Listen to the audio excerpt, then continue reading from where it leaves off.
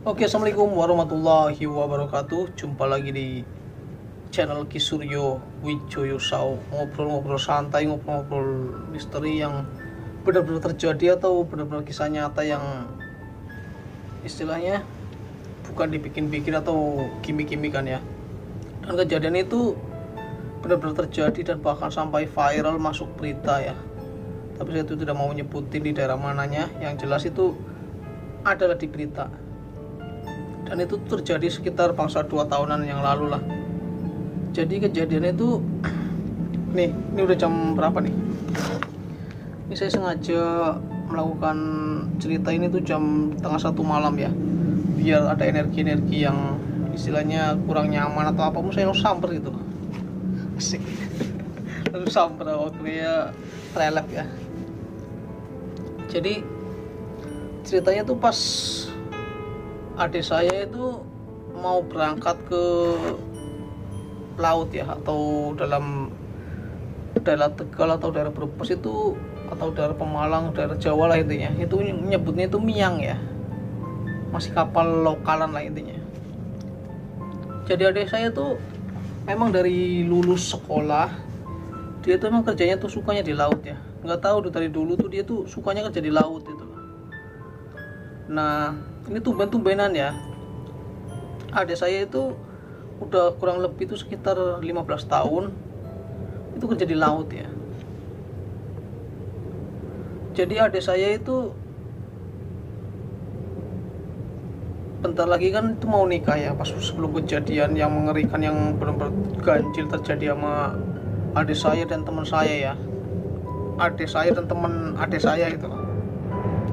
Jadi adik saya itu tumben itu loh, selama dia tuh berlayar itu nggak pernah izin sama saya, tidak pernah pamit sama saya.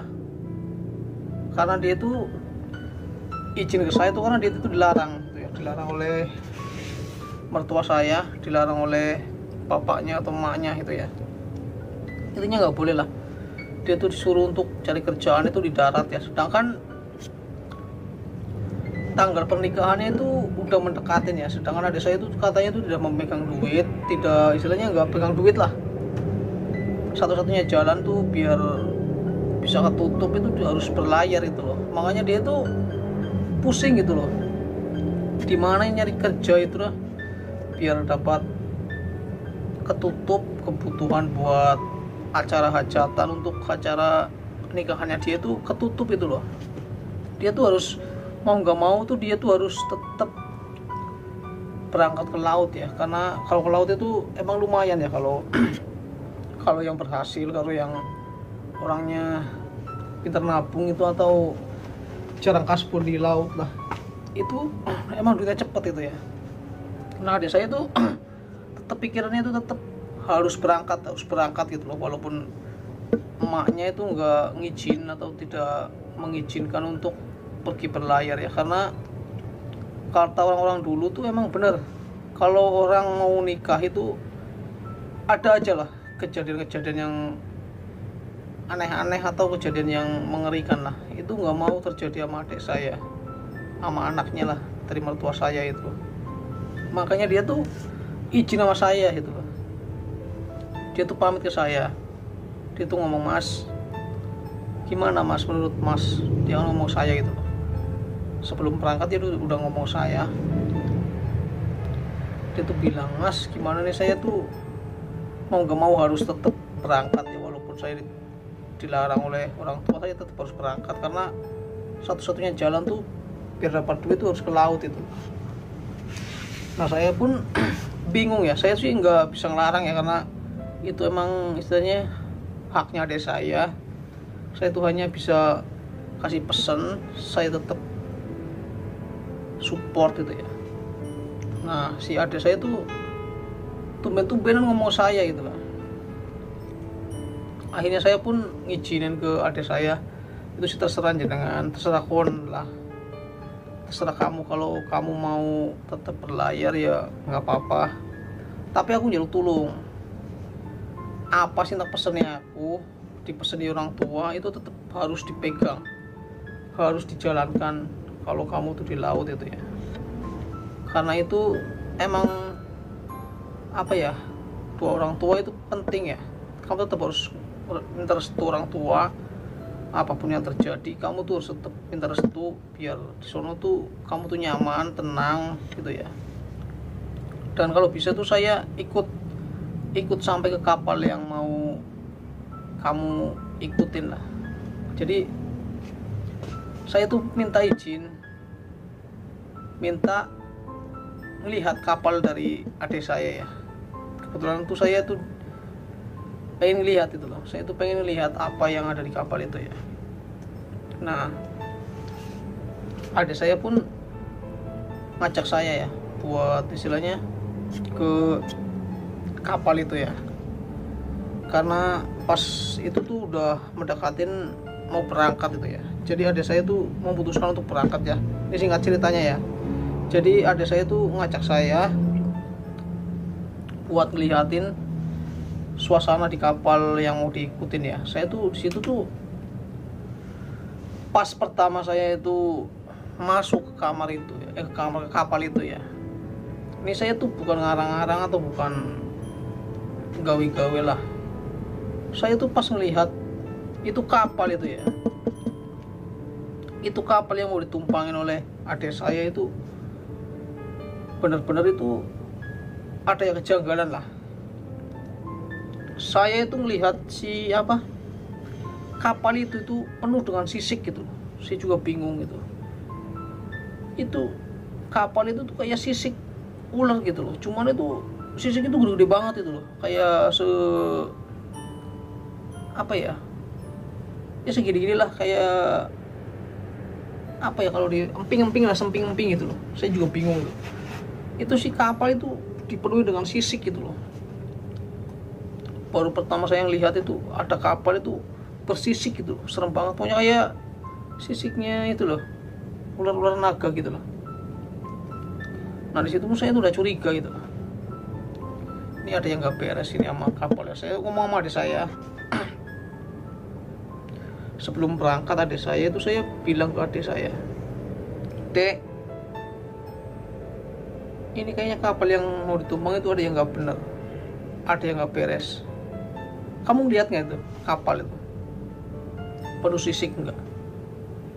Adik saya tuh bilang nggak ada mas. Aja metin-metin lah, jangan nakut-nakutin, itu dia bilang ke saya itu. Jangan nakut-nakutin mas. Jadi adik saya tuh nggak ngelihat kalau si kapal itu dipenuhi dengan sisik gitu loh. Tapi saya itu jelas banget ngelihat itu.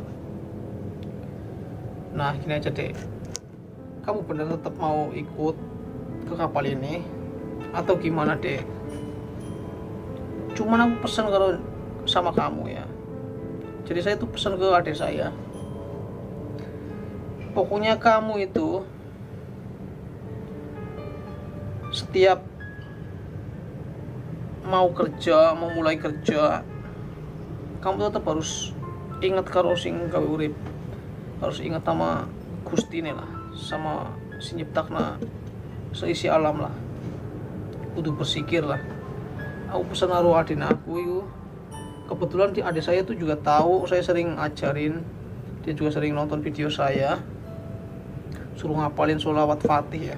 Saya pesan ke adik saya, pokoknya kamu tuh setiap mau kerja, sebelum kerja, entah mau megang apa, jaring atau megang pancing itu, kamu tuh baca sholawat fatih.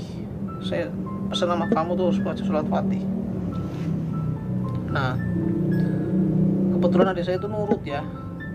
Ini singkat cerita ya, ini cerita setelah adik saya itu pulang itu ya. Sebelum kejadian temennya itu meninggal atau menjadi korban di kapal tersebut ya. Itu hampir menimpa adik saya juga. Tapi alhamdulillah adik saya itu menjalankan apa yang saya perintahkan, dan dia itu nurut ke orang tua, sama orang tua lah intinya. Nah adik saya tuh saya pesenin ya, saya tuh setiap mau megang apapun di kapal, entah itu mau kerja siang atau malam pun, saya tuh suruh baca sholawat fatih sama minta tolong sing gawe urip lah intinya. Terlalu ingatlah istighfar itu lah, dan dia jalankan alhamdulillahnya itu. Nah sampai suatu ketika, ini cerita dari adik saya sendiri ya, Jadi adik saya tuh bilang pertama dia tuh berlayar itu ya, dia tuh bingung ya,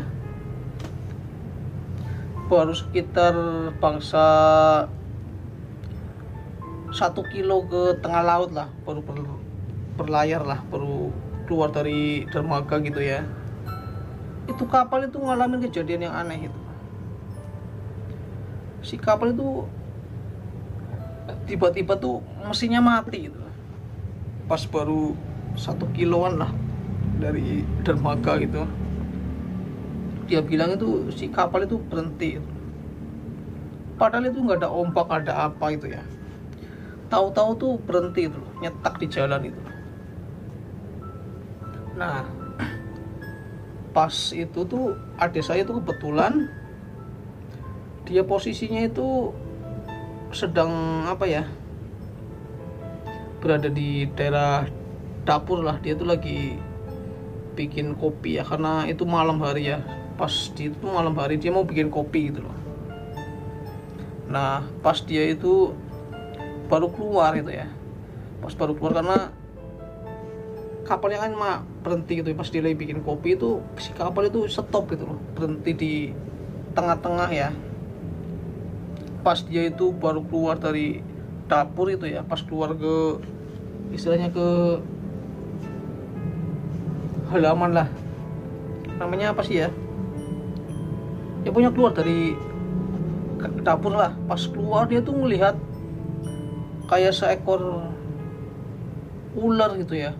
Ular itu kepalanya gede banget, dan dia itu kayak istilahnya mandengin adik saya gitu ya. Jadi seolah-olah tuh dia tuh ngelihatin itu loh, karena mungkin ya adik saya tuh dilihatin sendirian itu ya. Jadi itu si ular itu aneh itu ngelihatin adik saya itu, kenapa bisa ngelihat saya gitu loh. Jadi si kapal itu stop di situ tuh loh, nyetak gitu.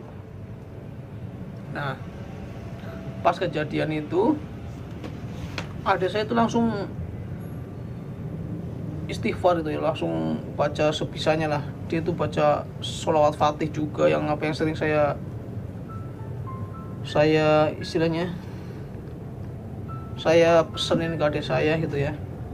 Nah, setelah baca sholawat fatih itu yang namanya ular itu tiba-tiba tuh ngecil kayak, jadi kayak itu loh, kayak ikan apa sih ya, dia bilang sih kayak ikan, jadi kayak ikan merlin gitu loh, kecil itu, tahu nyemplung ke air lagi, cepluk gitu loh. Jadi itu ngecil itu loh, terus ngecil, tahu jatuh ke air lagi gitu loh. Nah, pas itu tiba-tiba itu si kapal itu jalan lagi gitu loh. Itu keanehan yang pertama ya, itu yang diceritakan oleh adik saya. Jadi si kapal itu habis itu si ular yang gede banget itu, yang kepalanya kayak ular naga gitulah, di paling depan itulah, kayak kapal apa sih namanya, anjuan kayak Titanic gitu loh, yang kayak berdiri gitu loh, yang di situlah itunya. Itu tiba-tiba tuh mengecil, cepluk, terus jatuh. Habis itu tuh kapal itu jalan lagi itu ya. Itu kan yang pertama ya. Nah, adik saya itu langsung agak sedikit kayak ngedon gitulah. Adik saya tuh pas ngelihat penampakan itu ular yang segede gaban itu ya, adik saya itu sempat ngedon. Dan tumben-tumbenan adik saya tuh istilahnya habis ngedon itu mabok gitu loh. Habis kejadian itu tuh dia tuh seumur-umur tuh nggak pernah mabok di laut ya. Habis kejadian itu dia tuh mabok gitu loh, mabok di laut lah intinya. Kayak mabok laut lah. Tapi aneh gitu loh, seumur-umur tuh adik saya tuh bilang itu nggak pernah yang namanya mabok laut, itu nggak pernah gitu ya. Nah, pas kejadian itu dia tuh agak sedikit ngedon, mungkin karena pikiran kali ya, melihat ular segede gaban itu ya. Nah, adik saya tuh dia tuh setiap apa ya, setiap mau tidur dia tuh selalu doa ya pastinya, dan itu selalu merapalkan sholawat fatih yang saya pesenin ke adik saya. Nah, pas dia tuh mau tidur itu ya, karena dia tuh udah disuruh tidur sama kapten ya, jadi suruh udah kamu istirahat dulu aja biar kamu pulih. gitu ya. Dan adik saya itu belum sempat cerita ke teman-teman yang lain bahwa dia itu melihat sosok ular segede gaban, itu belum cerita ke siapa-siapa. Dia bilang tuh hanya mabok aja gitu ya. Nah, akhirnya disuruh istirahat sama si kapten ya. Dan adik saya tuh pas waktu tidur itu ya, dia tuh bilang tuh pas tidur itu kayak ada yang ngelus-ngelus gitu ya. Jadi pas tidur itu dia tuh kayak dielus sama sosok itu. Kalau ini sosok kayak kakek-kakek gitu lah. Jadi dilus, habis dilus-lus itu nggak tahu kenapa itu ya. Pada malam itu juga adik saya itu langsung fit lagi gitu loh. Jadi tiba-tiba tuh si maboknya itu hilang gitu loh. Jadi kayak seolah-olah tuh nggak ada apa-apa gitu loh. Emangnya si kapten tuh kaget, bingung. Lu kenapa sih? Lu suruh istirahat, bukannya langsung tidur aja itu. Habis kejadian itu, dia itu sadar itu loh, bahwa pas tidur itu ada yang kayak ngelus-ngelus itu loh. Kayak istilahnya kayak di nina bubu ya gitulah. Tahu-tahu tuh dia tuh langsung fit lagi. Tapi adik saya itu bingung gitu loh, itu kakek siapa gitu loh. Akhirnya dia tanya ke temennya yang satu kampung ya, sama tetangga juga, nggak tahu lah ya, tetangga apa namanya ya, dalam artian tuh tetangga desa lah, masih tetangga desa, cuman mainnya bareng gitu. Nggak tahu kenapa dia tuh bilang ke temennya itu ya, tadi ngeliat nggak ada kakek-kakek yang ngobatin saya gitu. Kakek-kakek yang mana? Temannya adik saya itu nanya, kakek-kakek yang mana? Di sini tuh ada kakek-kakek kita itu sama-sama umurnya itu loh, sepantaran kita doang gitu loh, nggak ada kakek-kakek di sini. Akhirnya si adik saya tuh bengong gitu, bener lo tadi lo ada yang ngelus-ngelus saya itu loh, tahu-tahu nggak tahu saya langsung fit lagi gitu. Nah, kejadian itu tuh aneh lagi ya.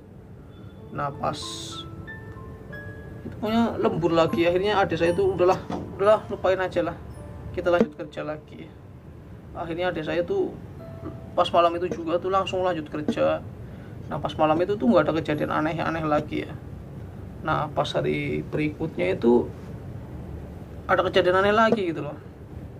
Adik saya tuh pas kebetulan apa namanya, menjaga itu loh, dapat giliran itu buat ngawasin si kapal itu loh, di apa namanya itu ya, di nakoda lah, apa namanya sih ya, di anjungan lah itulah. Jadi dia tuh disuruh untuk nungguin setir dari kapal yang nakoda itu ya, karena si nakoda itu mau istirahat bilangnya itu loh. Ada saya tuh di atas tidur itu.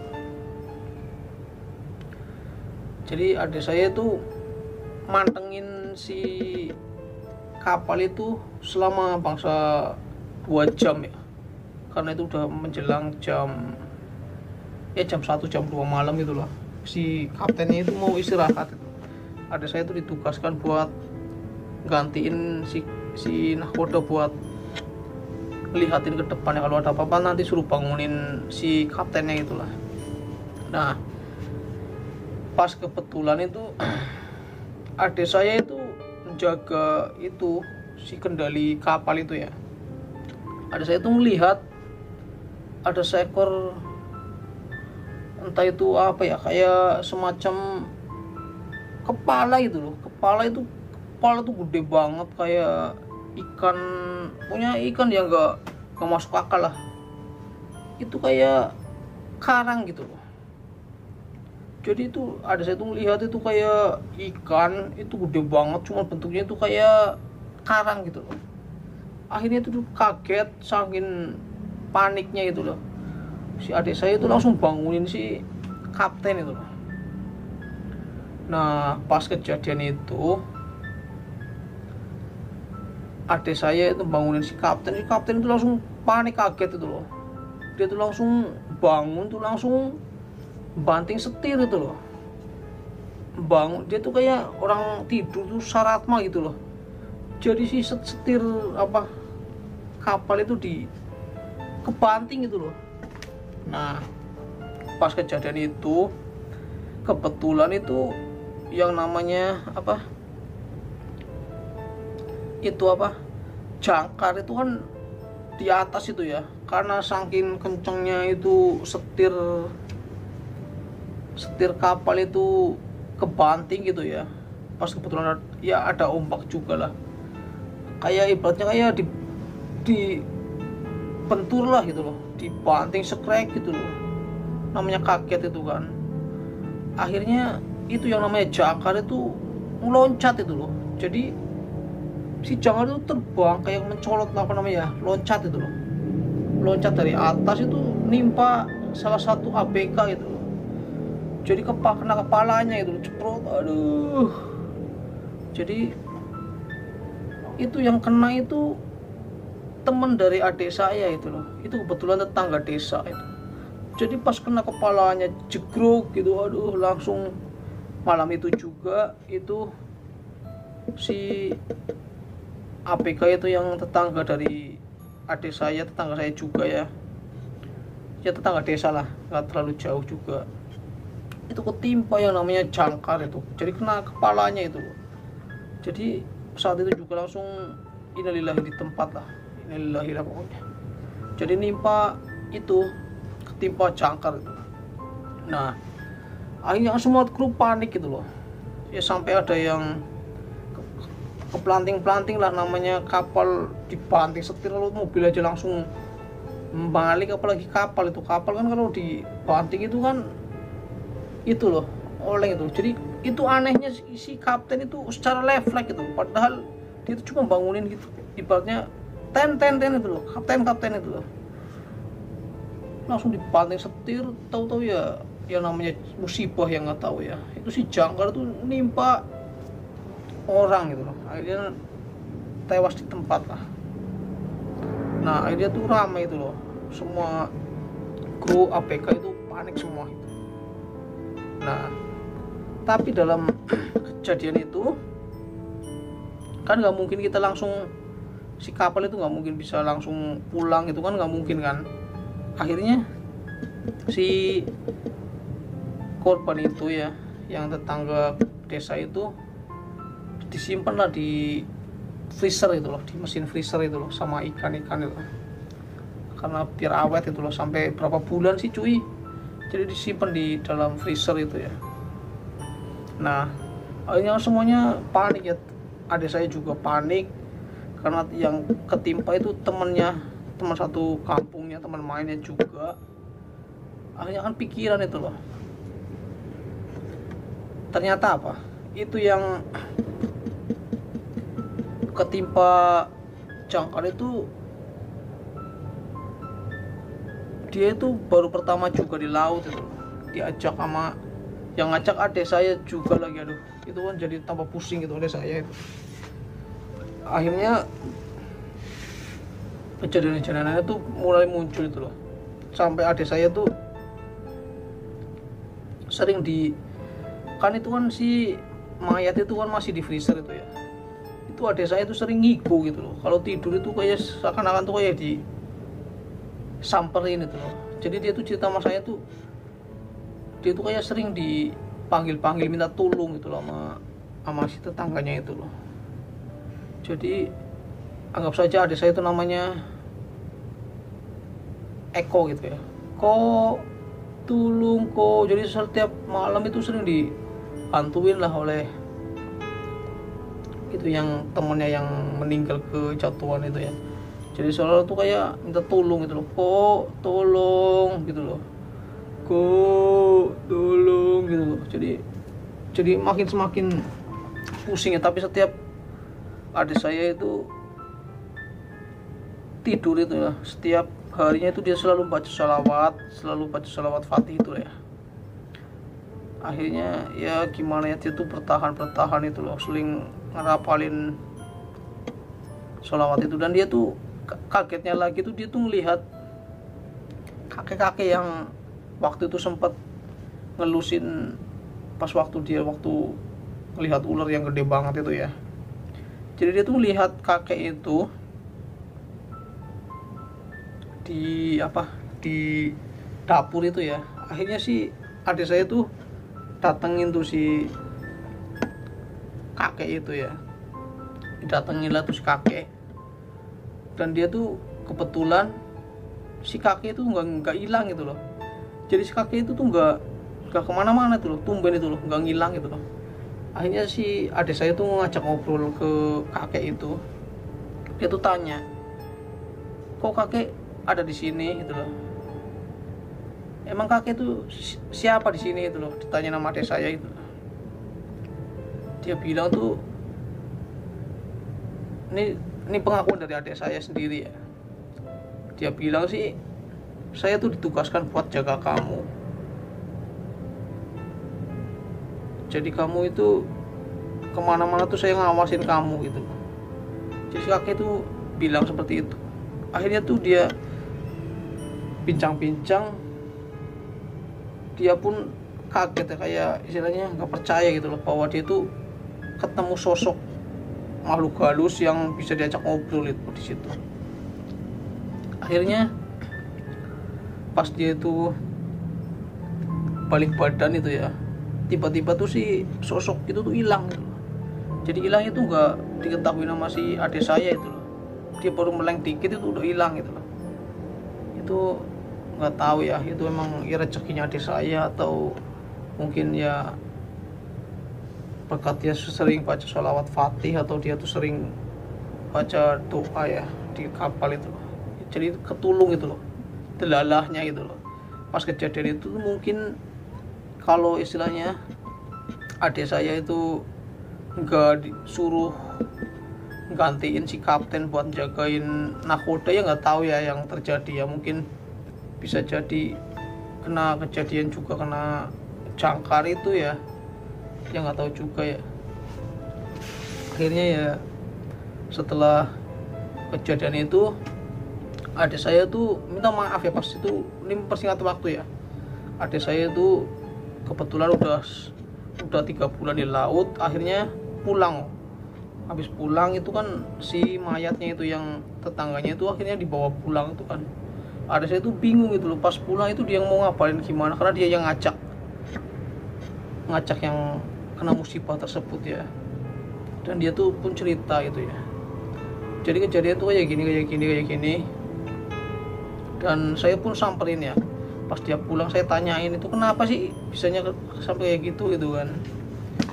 Ya kecelakaan itu loh, adik saya itu bilang kecelakaan, tapi dia tuh cerita kayak gini. Akhirnya dia cerita yang tentang sosok yang putih sama sosok ular yang gedenya tuh segede gaban ya.